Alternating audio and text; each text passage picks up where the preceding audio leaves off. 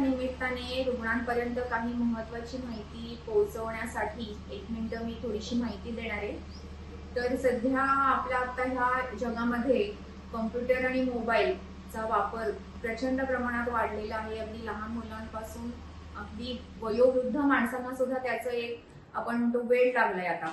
तर तसं थोड्याशा आपण ह्याच्या अनुषंगाने की डोळ्यामध्ये जो ड्रायनेसचं प्रमाण आता वाढायला लागलेलं आहे, तर जे लोक दिवसामध्ये कमीत कमी 4 ते 5 तास किंवा त्याच्यापेक्षा जास्त स्क्रीनचा वापर करतात, तर त्यांच्यासाठी 20-20-20 रूल चा अवलंब करणं अत्यंत गरजेचं आहे। याच्यामध्ये 20 मिनिटाचा तुमचा जर का स्क्रीन टाइम झाला, तर त्याच्यानंतर तुम्ही 20 सेकंद स्क्रीन ऑफ करून साधारणपणे 20 फूट लांब एवढं असं तुम्ही बघितलं गेलं पाहिजे, की जेणेकरून डोळ्यामध्ये जे काही स्नायूंची जी क्रिया चालू असते ती थोडीशी शिथिल होईल आणि डोळ्याची उघडझाप जी मिनिटाला 15 ते 20 वेळा होणं गरजेचं असतं, ते पण होऊन आपल्या डोळ्यासमोर जी अश्रूची एक लेअर तयार व्हायला पाहिजे, प्रोटेक्टिव्ह लेअर, तो तयार होणं गरजेचं असतं।